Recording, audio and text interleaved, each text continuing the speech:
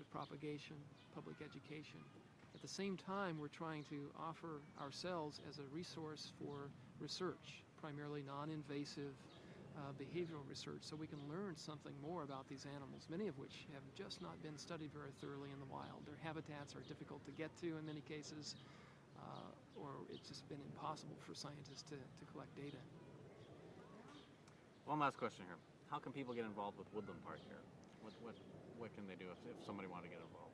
Well, people can become involved in a lot of different ways. Okay. What can people do if they want to get involved with the zoo? There are many things they can do. They can become a member of the zoo, which means purchasing Can I cut in for a second? Sure. Can you start off saying people can get involved in the zoo by Okay. take it from there? Okay, let me think what I'm going to say. No, I mean, See, I because we're not rambled to gonna- think about what I'm going to say next. Okay. Because we're not going to have his question in, so I want you Okay. to kind of incorporate the question in your answer. People can get involved. Yeah. Yeah, thank you. Makes sense. Yeah. Jim Johnson has just been great to Yeah, work with. yeah, he's really a nice guy. Really. We're rolling. Okay, last time. You have to tell me how people are going to get involved with this. People can get involved in our zoo by becoming members, which means purchasing a family pass so they can visit the zoo as many times as they wish during a year with family and with as many as 2 guests. That money helps us in improving our zoo. They can get involved as volunteers. They can get involved in helping us with our educational program. We've got lots of docents, education volunteers who take programs out to school classrooms or conduct tours. They can get involved by just letting us know what they think, sharing ideas with us, and by being patient as we undergo some of the construction that we're going to be facing in the future. You happy, camper? Locally to make a difference. Okay. You're on. People can become involved by joining the zoo as members, which involves a purchase of an annual pass, allowing them to visit the zoo as many times as they wish with families and with friends. That money, the money from membership sales, helps us as we improve our zoo. And indirectly, as we develop naturalistic settings, I think our effectiveness as an educational institution, as a conservation and research institution, is increased as well. And so this, of course, helps us in our efforts to conserve wildlife and their habitats outside of our own country. People can also donate their time and their money directly to the zoo as volunteers help with education programs or helping us with some of the research we're involved with, or donations of funds that go to give us access to public funds that we need to finish our zoo's long-range plan. When is everything supposed to be done? It will take us probably a decade before we can really say we've finished now doing the things that we set out to do as indicated by our long-range plan. So, but basically by the year 2000. That's right. So we continue to need the support of the entire community and of corporate sponsors who are will help us arrive at our long-range goal. So what do you like about your job? I think I like my job primarily because there are so many rewards that just come from seeing the values of the zoo taking form in new exhibits, naturalistic exhibits, and in being so involved with the public, having people come up to us and say, you know, we really think you've done a good job in improving exhibits for animals. Or people coming to us and say, you know, we really learned a lot about how animals are adapted to their environments. And it now makes sense to us that we ought to do whatever we can to preserve those environments wherever they occur. So that, I think, is the greatest reward I get from my job. I just threw that one in. That's good. Great one. Yeah. Okey dokey. Okay, I think we're done. Things will pull out some. Have these animals out here for you to be able to view, so he feels kind of safe next to your feet. Now, one of the first things that I learned about animals when I came here to the zoo, this makes so much sense and it really amazed me, and it's true about any animal, is that let's pretend that you go to your grandma's house for vacation, okay? And let's pretend that you're, what I'm going to do is I'm going to take him between your legs, okay? Okay, even if you don't know something about an animal, okay, so you've never seen this animal before, so what's the first thing that you notice about this hedgehog? As well as hedgehog, what do you notice? What has he got on his body? Very long nose, and he's kind of got little eyes, okay? Let me tell you a couple of things about this animal. Number one, he's got a very, very long nose. Oh, look at him using that nose, okay? He's using that nose. He has a very, very good sense of smell. He's got little teeny tiny beady eyes. He's got pretty poor eyesight. He doesn't see real well. He's also got kind of good sized big ears. And he's also got a lot of hair around his ears. Now do this. I want you guys to do this. Put your hands, cup your hands around your ears and listen to how I talk. I'm talking. Now take your hands away and hear me this way. Now cup your hands again. You can actually hear better when you cup your hands next to your ears, right? So if somebody's way away and they're saying something, you always go like this. What was that? I can't hear you, okay? The reason for that is there's animals that their ears will be cupped like this. Think of ears. Your cats have cupped ears like this, right? Okay? And the reason it's like that is because the cupped ear will help the sound come in and channel into the ear. It makes it easier for the animals to hear. Now there's some animals that have like a little bit rounded and cupped, so he has very, very sensitive hearing. Now, there's one thing I'm going to ask, and that's the animal's going to be walking around, okay? You'll notice as he walks around that sometimes he jumps. Now he's going to jump when people scream, and he's going to jump when people move real quickly around him, and the reason is the noise. He's very, very sensitive to noise, okay? Okay, so what I'm going to do is I'm going to pick him up so everyone has a chance to see him, and then we'll put him down.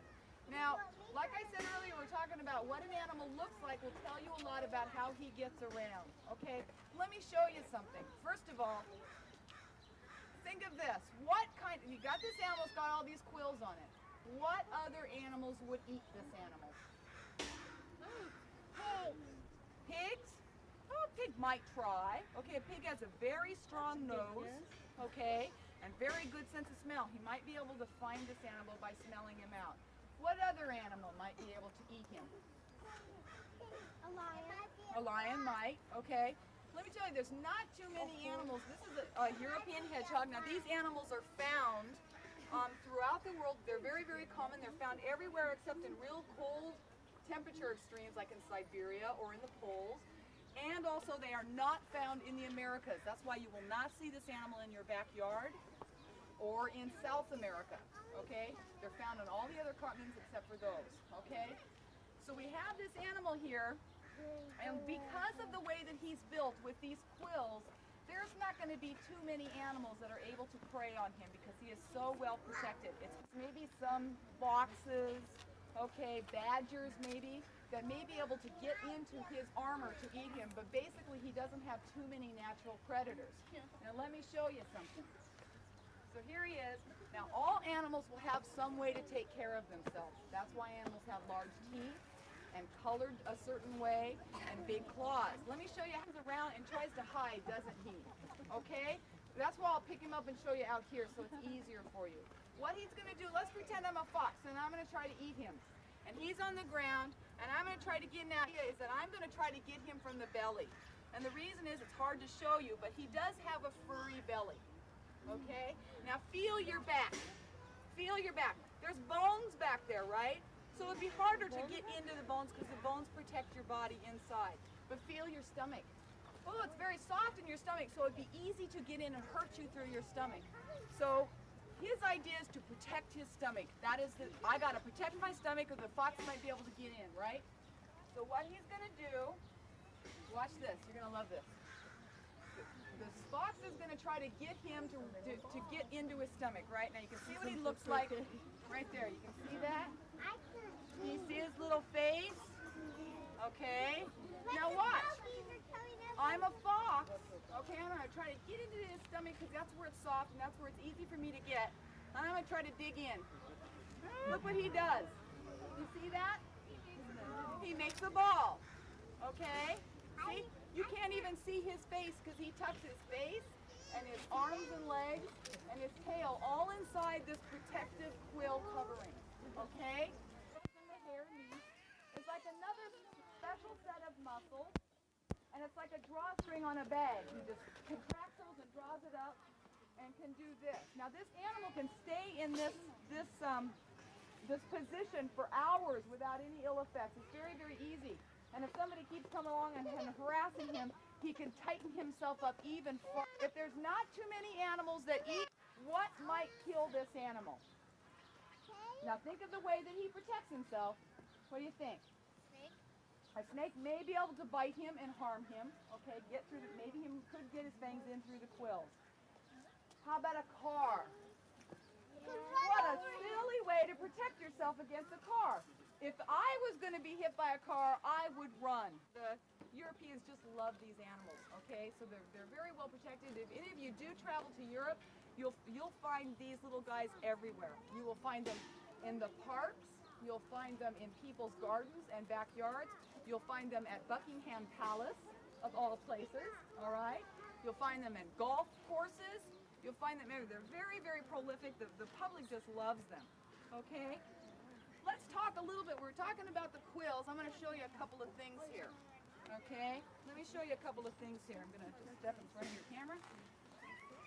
This is a quill, and this is a quill, and that's a quill, okay? Different sizes, okay?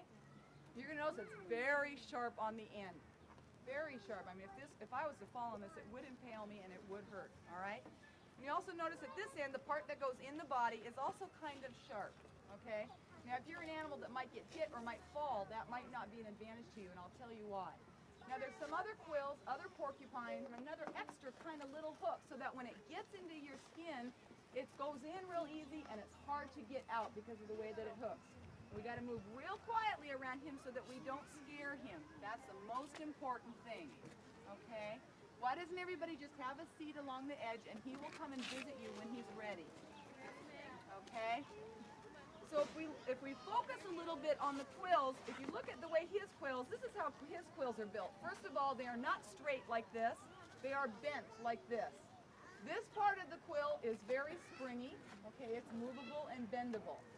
The bottom part of the quill that goes into the body has a bulbous, fleshy part on the bottom of it. Now, if this animal was to fall, they can climb a little bit. They're not expert climbers, but they can climb up garden fences or brick walls. They can climb. If he was to fall, or if somebody was to hit him or impact him somehow, his quills will protect him because when the impact comes, when he's hit, the center part will serve like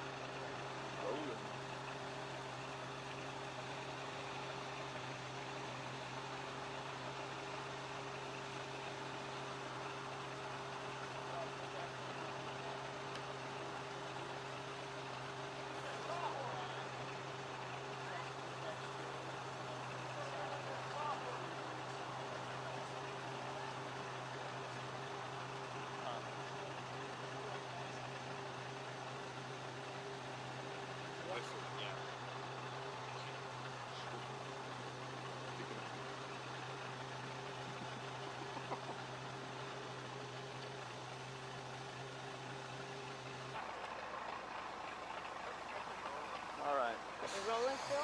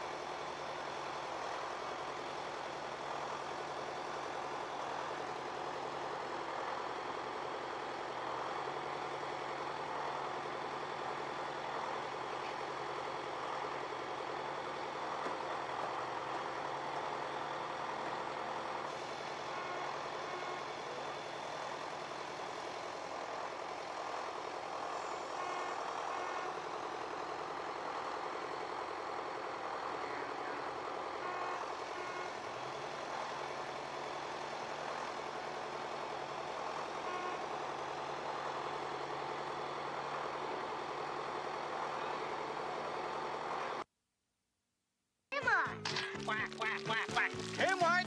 The place where quality pictures is... Kmart! Because the Kmart Photo Center now uses only Kodak paper and Kodak chemicals. Kodak products that give you quality in every picture.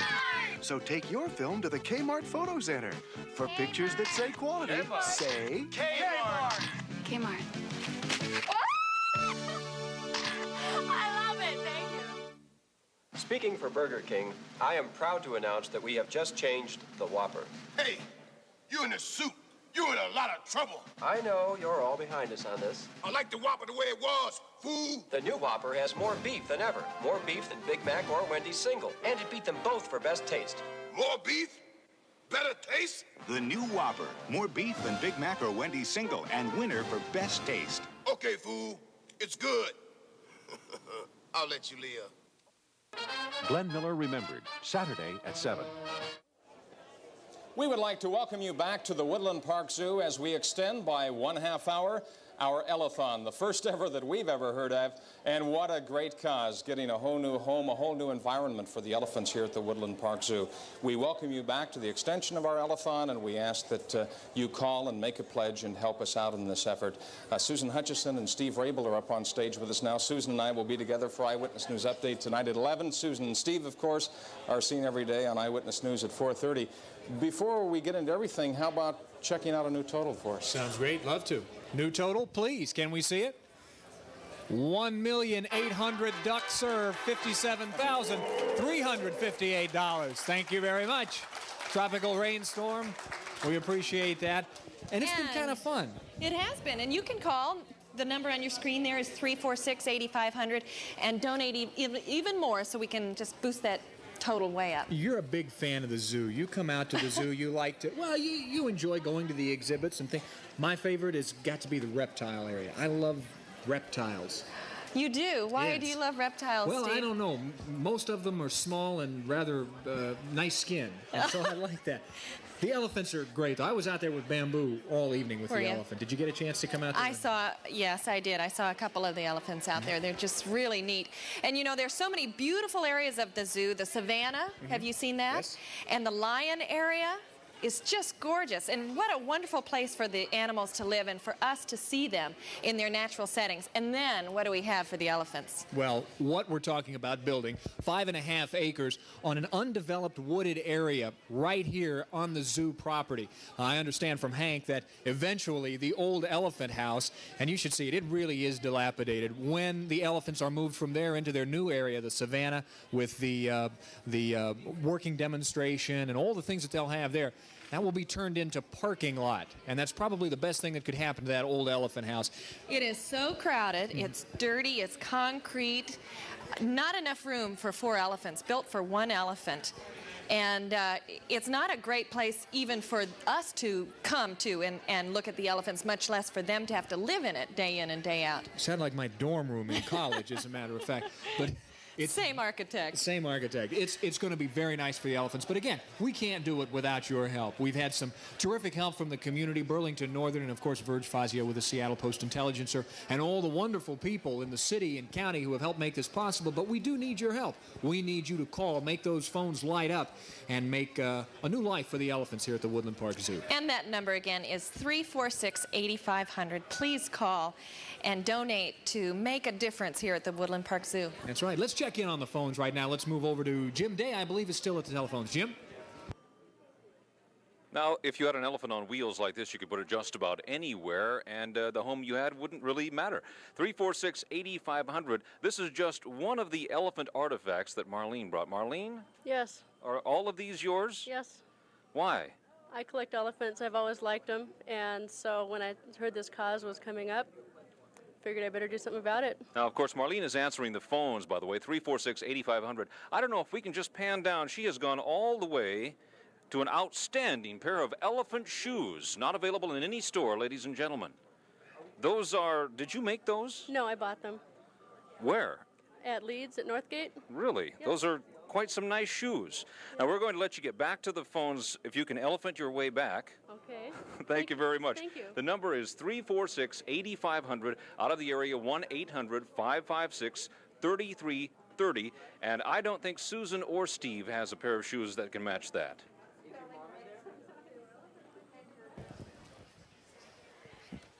And we're with you again, and we'd like to show you some pictures now of what could be. That's a good question. I'm trying to find out where it is. It's a wonderful videotape piece we have for you right now, and the old Ella house is what it is, and it's not on the script, so let's go right to it now.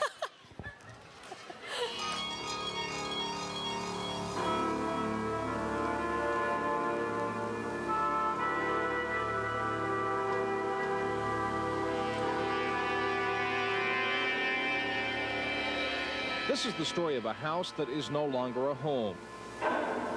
The story of a family of gentle giants who continue to outgrow an environment that was inadequate when they arrived. Beneath their collective 10 tons, the floor cracks. As they continue to grow, the walls move closer together. Hank Klein is the Woodland Park Zoo's assistant curator of education. I think the exhibit pretty much speaks for itself. The outside walls of the elephant building are obviously peeling. The paint is just peeling right off the crack. It's literally falling down. The building was originally constructed in the early 20s and a section added to it in the 30s to accommodate 2 elephants. Well, we now have 4 elephants there in the space that was originally intended for 2. And so not only is it old, but it's too small. But basically, it's very cold, especially on the winter nights. The elephants have 2 rooms inside. Only one of them has any heat to it. So the elephants have a tendency to huddle together in the warmer room. They're in very close proximity to one another. At the current time, we bring in a keeper in the middle of the evening to come in and remove the waste so that they're not standing in it the entire evening. On the surface, one might think fresh paint and a few other improvements would create a much more livable atmosphere for the 4 animals. But Hank says there are deeper problems. Even if we put $150,000 of improvements by the city into that building, to put on a new roof, to repair the concrete floor, to winterize it a little bit more so it's not quite so cold, we'd still be left with a very small, barren facility that doesn't meet the needs